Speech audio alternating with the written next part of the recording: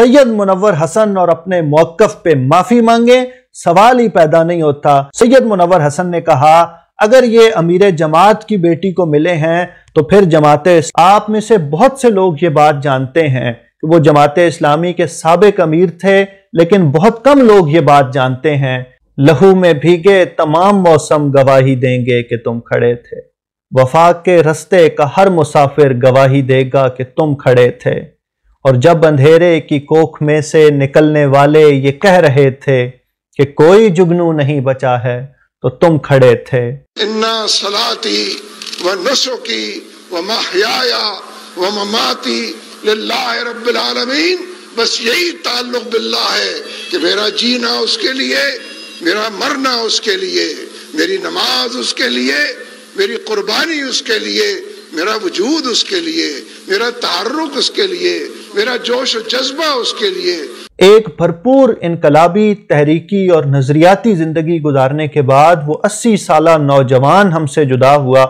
اور ایسا محسوس ہوتا ہے کہ اپنے قبیلے کا آخری نمایاں ترین فرد چلا گیا۔ انا للہ و انا الیہ راجعون، بے شک ہم سب اللہ کی طرف سے ہیں اور ہمیں اللہ کی طرف پلٹ کر جانا ہے۔ سید منور حسن کو محض سابق امیر جماعت اسلامی یا سابق ناظم اعلیٰ اسلامی جمعیت طلبہ کہنا سید منور حسن کے ساتھ ناانصافی ہے۔ سید منور حسن جیسے لوگ ہمارے جیسے مردہ معاشروں میں زندگی کی آخری رمق کا احساس دلاتے ہیں، اور میں یہ بات محض لفاظی کے لیے نہیں کہہ رہا، میں یہ بات محض فکرے جوڑنے کے لیے نہیں کہہ رہا، بلکہ میرا اس بات پہ ایمان ہے کہ سید منور حسن جیسے لوگ چاہے وہ لیفٹ میں ہوں یا رائٹ میں ہوں، اس طرح کے لوگ معاشروں میں خال خال ملتے ہیں۔ آپ میں سے بہت سے لوگ یہ بات جانتے ہیں کہ وہ جماعت اسلامی کے سابق امیر تھے، لیکن بہت کم لوگ یہ بات جانتے ہیں کہ انہوں نے اپنی زندگی میں بائیں بازو سے دائیں بازو کی طرف اتنی بڑی ٹرانزیشن کی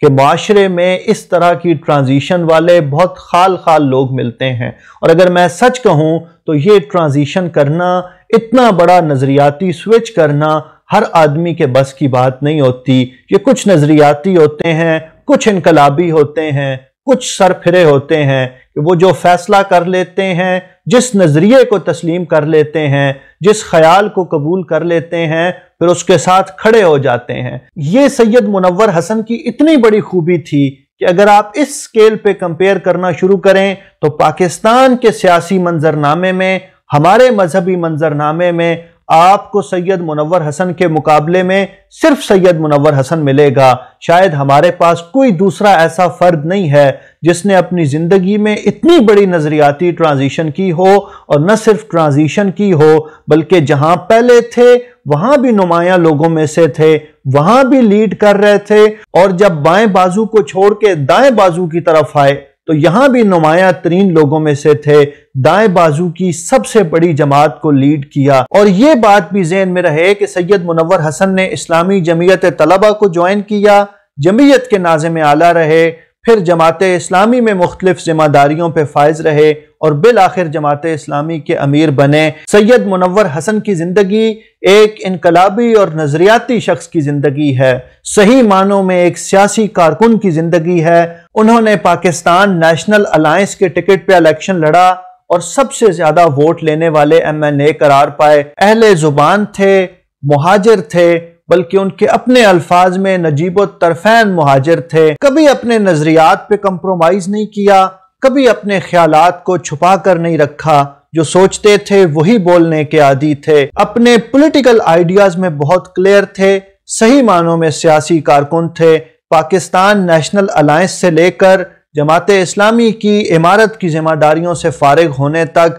صف اول کے کارکن رہے، ہمیشہ فرنٹ سے لیڈ کیا۔ پرویز مشرف صاحب کے دور میں ان کے اکثر بیانات اخبارات کی شہ سرخی بنتے تھے۔ چونکہ اہل زبان تھے، فکرہ چست کرنے میں بڑی مہارت رکھتے تھے، بہت بڑی بات کو 4 لفظوں میں سمو دیتے تھے، ان کی گفتگو میں روانی تھی، تسلسل تھا، کبھی ایسا نہیں ہوا کہ ان کی گفتگو کا کوئی فکرہ سکپ کیا جا سکے۔ بہت بار ایسا ہوا کہ میں ان کی گفتگو کو محض سیاسی پوائنٹ آف ویو جاننے کی بجائے صرف لطف لینے کے لیے، اردو ادب کا لطف لینے کے لیے سنتا تھا۔ اگر آپ ان کی تقاریر سنیں تو آپ اس بات سے اتفاق کریں گے کہ پاکستان کے سیاسی اور مذہبی منظرنامے پر منور حسن جیسا خطیب اور منور حسن جیسا شعلہ بیاں مقرر کوئی دوسرا نہیں، اور شاید کوئی دوسرا نہیں آئے گا۔ سید منور حسن صاحب کو قریب سے جاننے والے لوگ یہ بات جانتے ہیں، وہ سراپا دل تھے،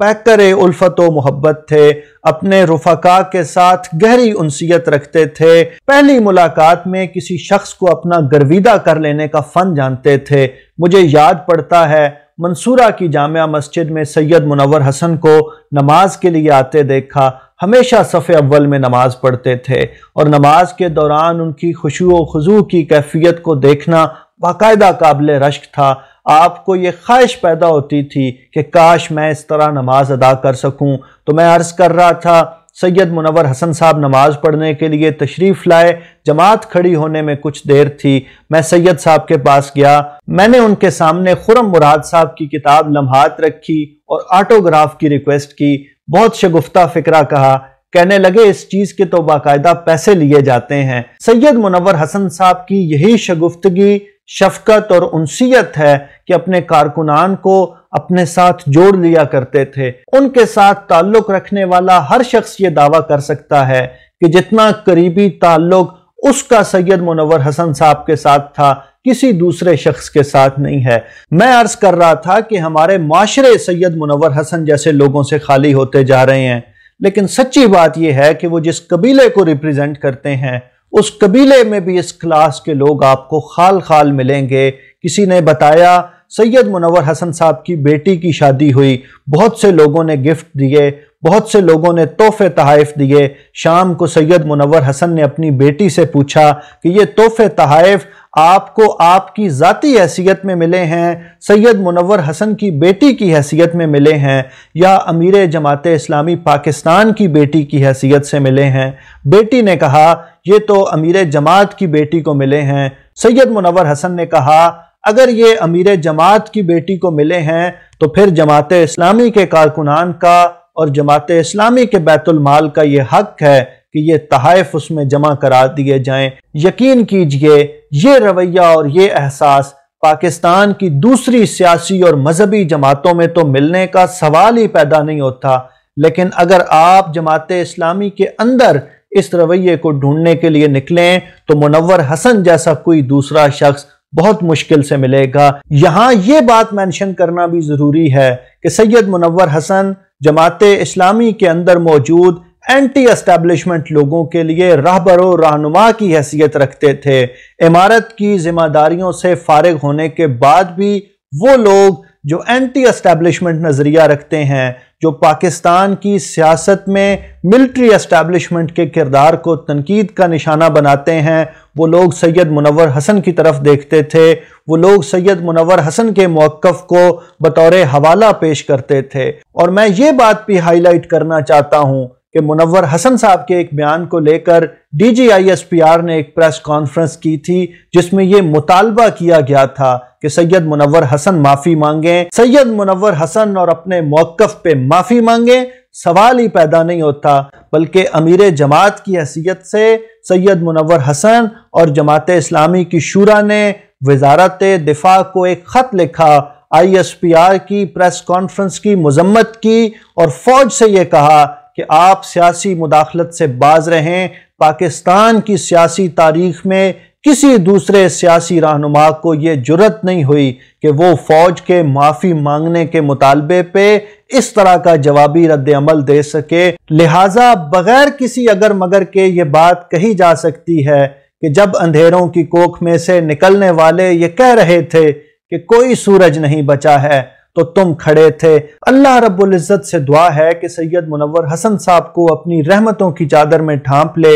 ان کے درجات بلند فرمائے، جنت الفردوس میں اعلیٰ مقام عطا فرمائے اور اپنے خاص بندوں میں ان کا شمار فرمائے۔ اللہ رب العزت سید منور حسن کے لواحقین کو، جماعت اسلامی کے وابستگان کو اور سید منور حسن صاحب سے محبت کرنے والے تمام دوست احباب کو صبر جمیل عطا فرمائے۔ آپ سید منور حسن صاحب کے حوالے سے اپنی رائے ضرور دیجئے، اپنے جذبات کا اظہار کیجئے۔ بہت شکریہ۔